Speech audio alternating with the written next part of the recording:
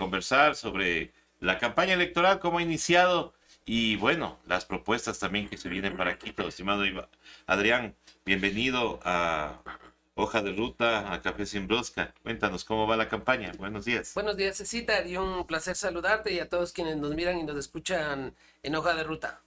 Bien, te cuento que la campaña ha comenzado movida. Nosotros, sabes, la Revolución Ciudadana sí tenemos una característica de estar siempre activados en territorio. Nuestra estructura por lo menos de lo que tiene que ver con Quito, en las 33 parroquias y en las 4 circunscripciones, se ha mantenido con una dinámica de posicionamiento de candidatos, de colocación en espacios, de socialización de propuestas en este momento, y vamos bastante bien. Estamos realmente muy felices de que la propuesta realmente está enfocada en mejorar la calidad de vida de los ciudadanos y que la han recibido de la mejor manera. ¿Cómo has visto tú la reacción de la gente luego de, bueno, de la primera experiencia de debates? Este fin de semana tenemos los debates de alcaldes, pero ¿has visto, te han dicho algo sobre la gente? Se ha acercado a ustedes diciendo, bueno, en los debates, ¿qué va a pasar con la Revolución Ciudadana? Lo que tenemos nosotros en función del debate, lo que pasó después de la intervención en el debate de nuestra compañera Paola Pavón, a quien debo solidarizarme también por medio de Hoja de Ruta en toda esa cantidad de ataques indiscriminados que recibió de parte de los otros candidatos. ¿Qué es lo que termina pasando? La dinámica de los candidatos que no tienen propuestas y que atacan al candidato que sí las tiene, al movimiento que sí las tiene, realmente termina denostando esto que siempre nos quejamos de los políticos, ¿no? De la pelea entre políticos que solo piensan en sus intereses y no en el de los ciudadanos, y creo que muchos de ellos en el debate demostraron eso atacando a Paola Pavón, y ella se ha mostrado firme en sus convicciones y además con un plan de trabajo que se elaboró durante meses con los ciudadanos, tanto el plan de trabajo de la prefectura como el plan de trabajo de la alcaldía.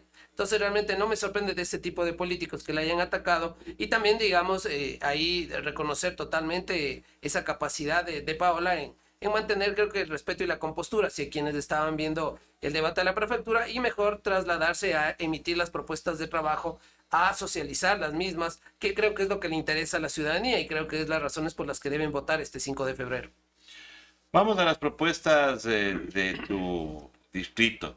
En la ruralidad, mucha gente se queja del transporte, de que no pueden venir a la capital. ¿Qué proponer desde la curul de llegar tú al Consejo de Quito? Sí, César, nada más comentarte, creo que es importante entender el contexto en el que nos acercamos a estas elecciones, ¿no?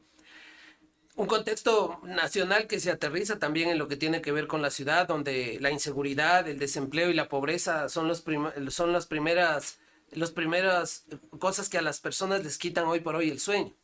Y ante eso, el plan de trabajo de la Revolución Ciudadana, de la lista 5 a la alcaldía, evidentemente con el apoyo de las concejalías y también de las juntas parroquiales, se enfoca en combatir estos reales problemas de la ciudadanía. Recordemos que Quito tiene ya dos administraciones, tres, contando la de los dos últimos señores que se pasaron en peleas políticas, y en las que no se han atendido los problemas ciudadanos. Se ha destruido la seguridad, se ha desatendido la seguridad, se han desatendido los servicios básicos en muchas de las parroquias rurales, donde es mucho más evidente la carencia de los mismos. Se ha destruido el transporte público, y realmente hoy por hoy sí podemos decir que Quito no aguanta más. Y por eso mismo la responsabilidad de la Revolución Ciudadana de la Lista 5 en proponer un plan de trabajo en donde de primera mano ataquemos esos reales problemas que tiene la ciudadanía. Entonces, como primer punto tenemos la seguridad, como segundo punto el trabajo, que evidentemente es súper importante para nosotros, la protección social, donde vamos a reactivar muchos de los planes y proyectos y a crear otros planes de proyectos para grupos vulnerables, la movilidad sostenible, que evidentemente y de manera categórica es algo fundamental para la ciudadanía de Quito, y un Quito interactivo y cultural y ecológico, que digamos es una propuesta donde estamos abriendo el abanico hacia ese Quito de oportunidades y que también van a generar dinámica y mejorar la calidad de vida de los ciudadanos y de los quiteños en especial.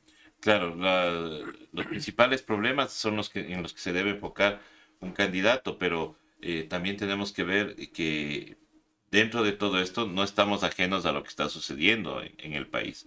Aparte de todos esos problemas, tenemos el tema político. Hay una consulta popular que va a desviar todos estos temas hacia eso, hacia la consulta popular.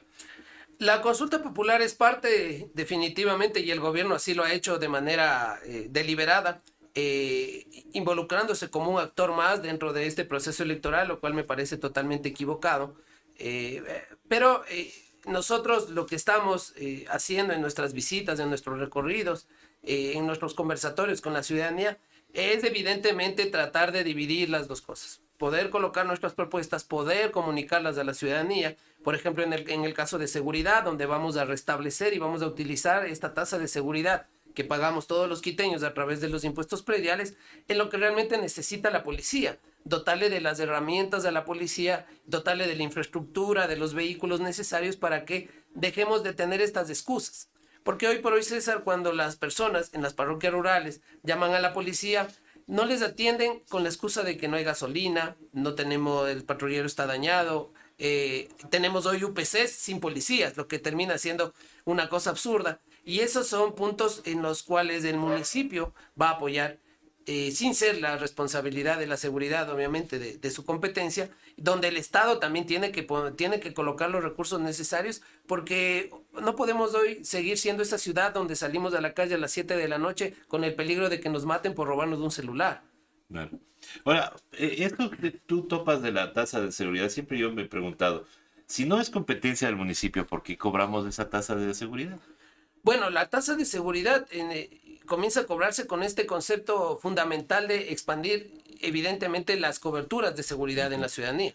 Porque recordemos que la seguridad no solamente es la parte reactiva que tiene la obligación de hacerla la Policía Nacional como tal, sino seguridad también es tener cámaras en los barrios, tener alarmas comunitarias, Iluminación. tener parques bien iluminados, tener espacios públicos donde la ciudadanía se pueda apropiar. Un parque de cualquiera de los barrios de Quito, de cualquiera de las parroquias rurales de Quito, bien iluminado, con buenos accesos, adecentado, cuidado permanentemente, deja de ser un foco para que se instalen ahí el microtráfico, se instalen los asaltantes, y eso también es generar seguridad para los barrios. Entonces, esta tasa termina siendo importante cuando la sabes gastar adecuadamente, y no cuando se gasta en otras cosas como lo hicieron las administraciones anteriores.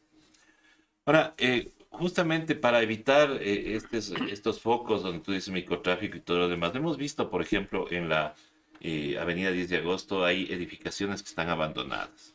¿Qué se podría hacer con esas edificaciones, por ejemplo, para darle algún uso y que sea una estrategia de poblar a Quito de, por ejemplo, de cultura, no sé, centros de arte, alguna cosa de esas? ¿Qué propondrías tú?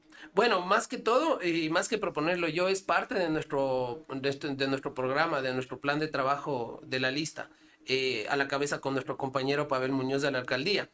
Es evitar que sigan creciendo los lugares de adesentamientos ciudadanos en zonas de riesgo, en quebradas, en laderas, porque eso primeramente termina siendo inviable para lo que tiene que ver con la regularización de barrios. No es admisible que la gente viva al filo de una quebrada, porque de manera certera está poniendo en riesgo su seguridad, está poniendo en riesgo la vida de sus familias y de ellos mismos.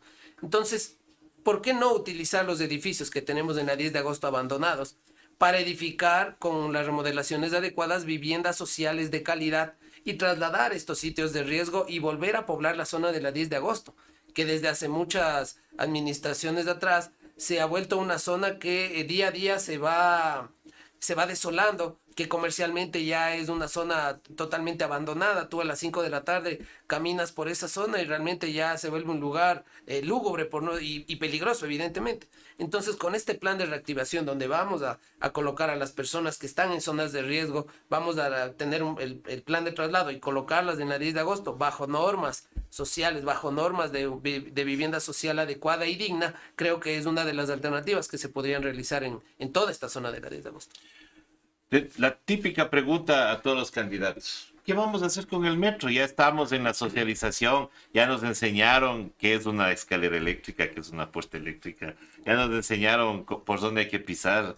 O sea, ya, digamos que les tomamos le seguimos el juego a la administración actual. Bueno, ¿qué se viene en la nueva administración? Porque el 5 de enero ya tenía que rodar los trenes. No han rodado porque dicen que tienen un problema en dicen ellos, en el sistema informático de los turnos. Yo creo que es en el sistema informático del funcionamiento del metro. Bueno, César, primero me río de la vergüenza de un proyecto que ha sido, creo que el ejemplo de todo lo que no se debe hacer en un proyecto y peor aún en algo tan importante para la capital de los ecuatorianos y tan importante para el país. Recordar nada más que este proyecto nos ha costado a todas las quiteñas y quiteños más de 2.000 millones de dólares, César. Ujú. Así como también recordar que este proyecto tenía que haber sido inaugurado hace 5 años atrás, cuando el alcalde Roda se subió con Lenín Moreno en el viaje inaugural. Esa era la fecha en la que tenía que estar inaugurado para la operación para todos los quiteñas y Pero quiteños. inauguraron 1 kilómetro. No se inauguró nada. Lo que termina pasando es que aquí vivimos en inauguraciones, entre comillas, de políticos, porque no puede ser posible también la vergüenza que acabamos de sufrir, porque es un insulto a los quiteñas y quiteños que nos hayan abierto las puertas de las estaciones para tomarnos fotos para nuestras redes sociales o para que alguien nos enseñe a subir y bajar escaleras. Lo que vamos a hacer, evidentemente, es poner activo el metro, funcionando con sus rutas. Y lo segundo que hay que hacer es establecer con esta nueva dinámica que va a dar el metro a la ciudad capital, cómo se van a interconectar con el resto de rutas, porque el metro solo no es una solución vial. El metro lo que hace es ser la columna vertebral de lo que tiene que ser una movilidad integral en Quito, donde tienen que estar los corredores identificados, donde tienen que conectarse con las rutas de los buses, donde tendrá que haber toda una replanificación de la movilidad en la ciudad, que esperemos y tenemos esa convicción que esta replanificación nos lleve hacia una movilidad sostenible, una movilidad eléctrica, una movilidad ecológica, porque también tenemos que pensar en esa parte. Todas las ciudades, toda la dinámica de las ciudades en el mundo se está trasladando hacia eso y Quito no puede ser la excepción. Ya hemos tenido más de 8 años de aletargamiento, si podemos decirlo de alguna manera, en los que la ciudad se ha destruido y Quito no puede seguir siendo esa ciudad donde terminemos viviendo tecnologías del pasado cuando tenemos una obra que nos va a permitir dar ese salto a una movilidad sostenible con pago integral. Debemos pensar en, si tenemos un metro para pagar con moneditas, realmente terminaría siendo el fracaso más absoluto de esa obra. Claro. Nosotros necesitamos tener un metro con un sistema integral de pago, con una tarjeta en donde nos permita subirnos desde Calderón en un bus integrado que nos lleve hasta el metro y que este metro nos lleve hasta el sur de Quito, hasta Quitumba, y podamos tomar otro alimentador hacia nuestros hogares. Esa es la real integralidad de una movilidad sostenible, que es lo que proponemos en el plan también de trabajo de la lista 5. Un ciudadano nos mandó esta inquietud y lo voy a hacer, empiezo contigo, pero lo voy a hacer a todos los candidatos del distrito de la ruralidad y nos decía, ya está el metro, es la columna vertebral como tú dices. ¿Por qué no pensar en mandar el trole desde Conocoto hacia una estación del metro para conectar? Bueno, quiero retomar el punto porque eso también es algo que nos comentan muchos de los ciudadanos en nuestros recorridos. El metro tiene que tener esa línea principal de flujo. Y evidentemente las líneas, el resto de circuitos que tenemos hoy por hoy varios en la ciudad capital, tenemos el circuito del centro, el trole, el metrobús, el ecobús, todos esos circuitos tienen que estar planificados para la expansión del servicio del metro. Y dentro de eso también evidentemente tienen que estar nuestras parroquias rurales conectadas. El corredor Galo Plaza Carapungo tiene que hacerse realidad. ¿Por qué? Porque va a ser la única forma en que esta movilidad sostenible, integrada, va a estar conectada y nos va a servir realmente para todos los ciudadanos. Si nosotros tenemos circuitos, rutas de buses desconectadas de esta línea matriz que termina siendo el metro, la verdad que fracasaríamos en la implementación de la obra. ¿Pero eso se tenía pensado o es una propuesta que ustedes están lanzando en este momento? Existen estudios preliminares acerca del corredor Galo Plaza Carapungo. Pero lo que termina pasando, César, es que esta ciudad también lo que más tenemos es estudios de todo. Tenemos un estudio de una vía que es paralela a la Simón Bolívar y los tenemos desde hace 15 años atrás. El problema aquí es, César, que no ha existido la voluntad política de gobernar para realmente satisfacer las necesidades del pueblo. Que no ha existido la voluntad política real de regresar a ver al pueblo y satisfacer necesidades. No puede ser posible que hoy por hoy en nuestras parroquias rurales tengamos muchos barrios donde no tienen agua potable una vez al día, una vez a la semana. Eso termina siendo algo inconcebible y eso es una falta de voluntad política, de atención hacia los ciudadanos, de atención hacia el pueblo. Como se han dedicado a gobernar para los grupos de poder, como se han dedicado a gobernar para sus compadrazgos o para sus intereses, como se han dedicado a sus peleas políticas para ver quién está sentado o no en la silla del cabildo quiteño, en lugar de realmente atender las necesidades del pueblo, entonces no se han hecho las obras que se tienen que realizar con esa voluntad política en mejorar la calidad y condiciones de vida de los ciudadanos, y menos les ha importado las parroquias rurales, César. En las parroquias rurales nosotros tenemos, y la primera propuesta que elevaremos al Consejo desde los concejales de la Revolución Ciudadana será la regularización masiva de barrios, porque no puede ser que sigamos en el 1 a 1 de la regularización de barrios y que esto sea un pretexto para que el municipio no llegue con las obras de infraestructura de servicios básicos necesarias en los barrios de las parroquias rurales en especial. Y que esto también haya profundizado los problemas de tráfico de tierras en nuestras parroquias rurales, donde otra vez tenemos traficantes de tierras que les venden 2 y 3 veces a las familias los terrenos, que no existe documentación que respalde estas transacciones y que literalmente sean estafados por esto, que también son delitos. Pero, ¿y ahí no ha habido control de las administraciones zonales en estos sectores, por ejemplo? Debo decirlo categóricamente, no ha existido ningún control. Hay cientos de familias en los recorridos, César, que lo primero que nos dicen es: tengo este problema, el señor que me vendió el terreno ya me cobra 3 veces, no tengo un papel, no me ha entregado una letra de cambio, nuestro barrio está irregular, nuestro barrio no tiene agua, tenemos agua un día a la semana, y estas son cosas inconcebibles que nosotros tenemos que terminarlas, y el gobierno, en este caso quiteño, que va a estar a la cabeza con Pavel Muñoz de la alcaldía, va a terminar justamente con todas estas inequidades, con todas estas ineficiencias y con todos estos malos manejos que se han realizado en las últimas administraciones, que han permitido que estas situaciones vuelvan a ocurrir. Adrián Ibarra entrará o hará valer su rol fiscalizador a todas las administraciones anteriores. A todas, absolutamente, César. Y lo primero y lo más importante es comenzar por lo más sensible, que termina siendo el metro. En el metro hay que realizar una fiscalización muy minuciosa. Se oye y se escucha y se lee ya en varios portales digitales, así como en medios de comunicación, sobre precios y escándalos de contratos, tanto en lo que tiene que ver con la construcción como en lo que tiene que ver hoy por hoy con la administración de la compañía que va a operar el metro. Y creo que eso termina siendo fundamental. Tanto dinero no podemos botar a la basura, y tanto dinero las administraciones que correspondan tienen que responder por los actos que hayan realizado en esa obra. ¿Se podrá revisar este tema de la operación del metro? Porque, o sea, existe una ordenanza desde el 2012 en el que el municipio tiene que crear la empresa del Metro de Quito para que ella se haga cargo, no una empresa externa.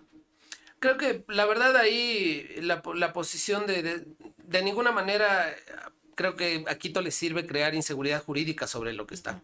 Lo que sí debemos exigir los quiteños es que los parámetros que estén dentro de la operación del metro se cumplan. Que de ninguna manera tengamos un metro que funcione como los buses. Los Claro. metros en el mundo tienen que funcionar de manera milimétrica, de manera sistemática, porque esa es la real solución que le da este medio de transporte.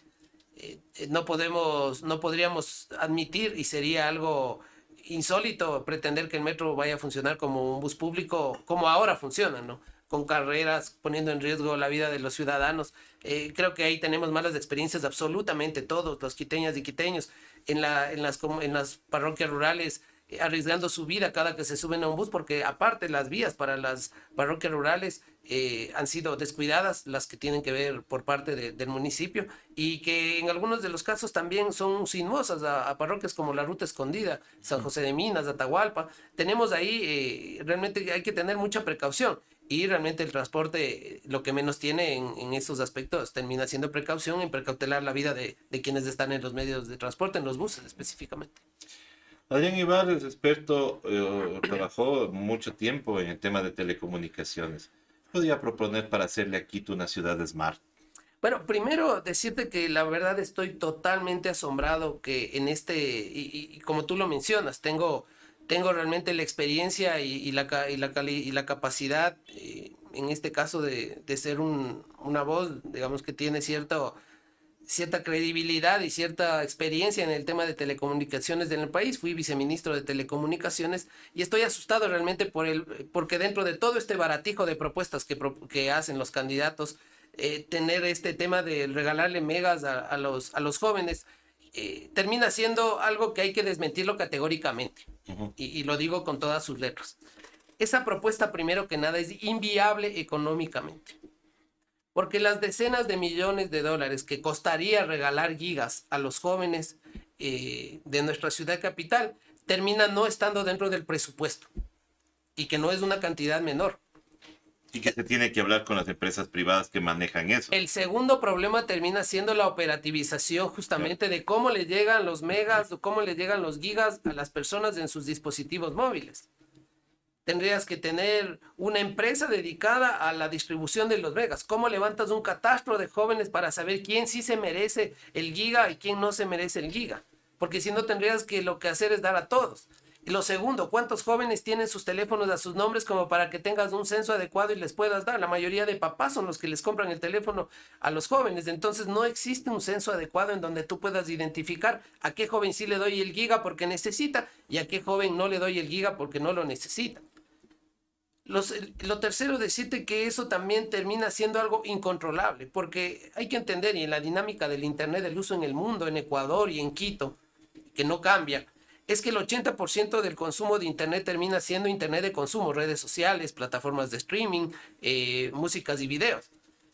Y solo el 20% se utiliza para temas productivos. Entonces, ¿cómo controlo? Si logro resolver el tema presupuestario, si logro resolver el tema operativo de entregarle los megas o los gigas a los jóvenes, ¿cómo controlo el consumo para que realmente se utilice de manera productiva y no que se termine siendo algo que se gastan en redes sociales y en plataformas de streaming? Entonces es algo irresponsable, es algo demagógico, es algo imposible de cumplir esta propuesta de la entrega de gigas, y lo digo con todas las palabras. Y a los jóvenes que no se dejen engañar, porque ya en alguna ocasión el señor de los zapatitos rojos les engañó con la entrada de los cupos libres a las universidades y hoy por hoy no tienen esos cupos libres a las universidades y hoy más bien están haciendo fila para salir otra vez a migrar a otros países buscando oportunidades. Y ahora el alcalde del Boli les ofrece los gigas gratis, engañándoles otra vez a los jóvenes cuando es una propuesta imposible de cumplir, demagógica por todas las razones que te comento, César.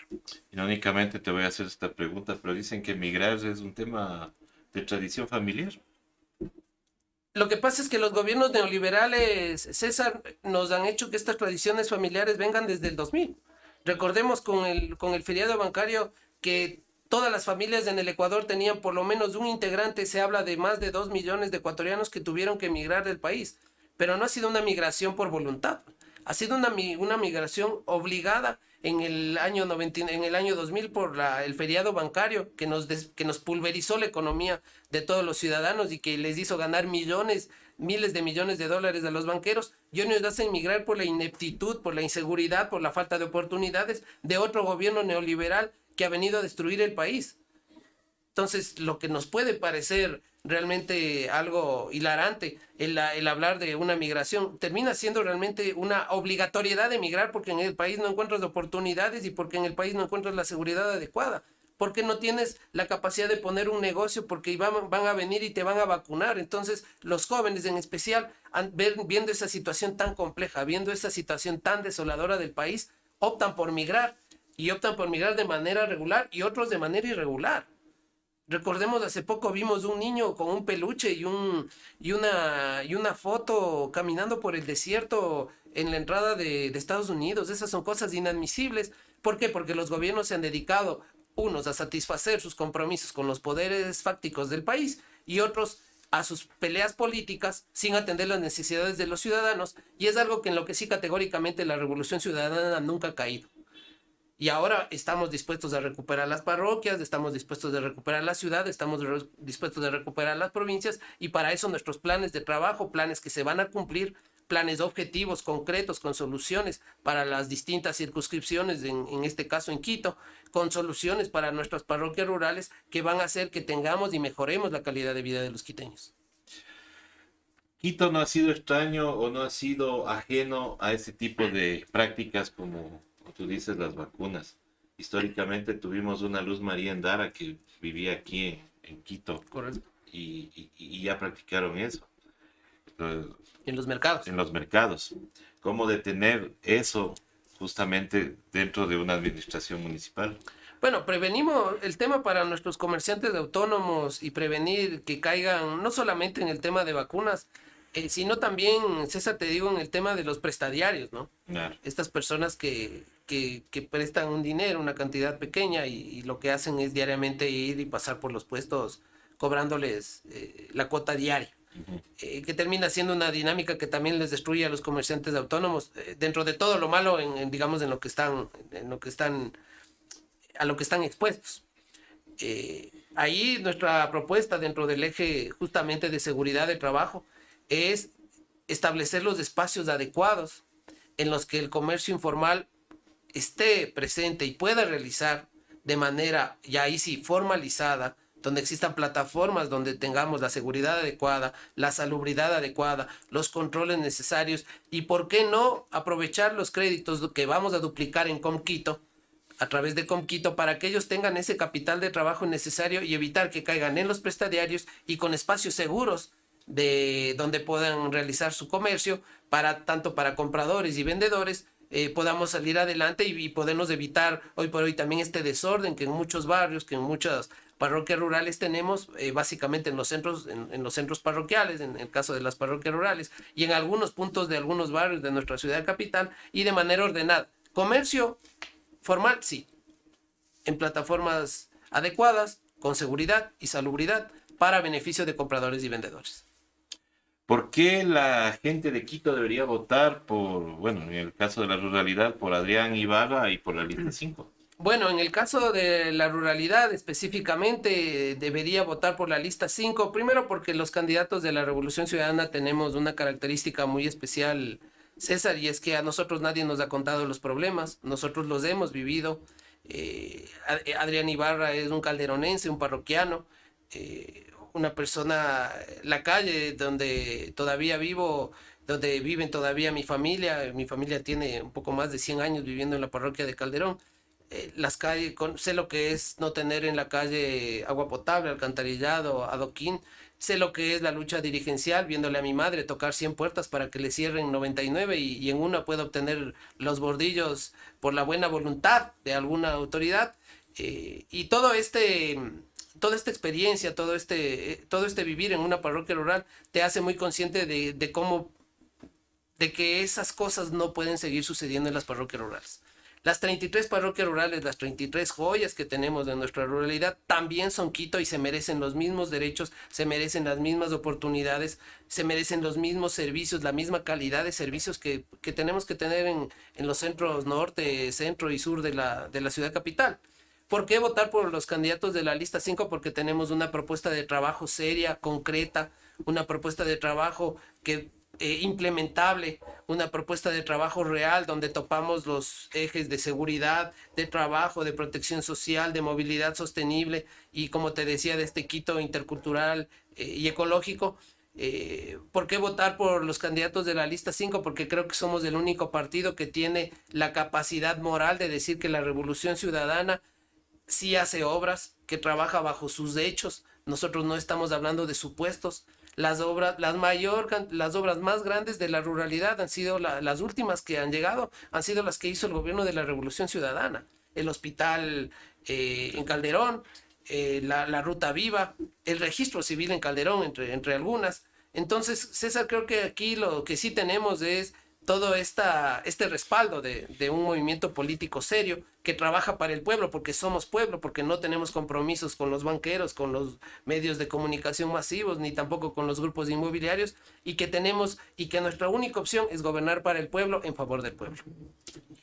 Quiero agradecerte, Adrián, por haber estado con nosotros. Bueno, todavía continúa la campaña, así que te seguiremos invitando para que nos sigas contando las experiencias que vas teniendo en la campaña electoral.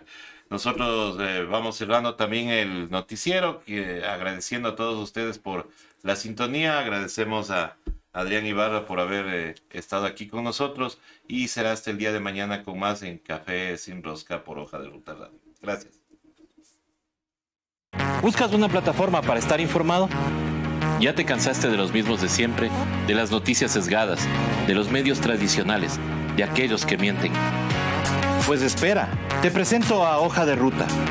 Somos una propuesta de comunicación diferente, más comunitaria, más veraz. ¿Quieres conocernos? Quédate aquí. Te prometemos información de calidad. Contenido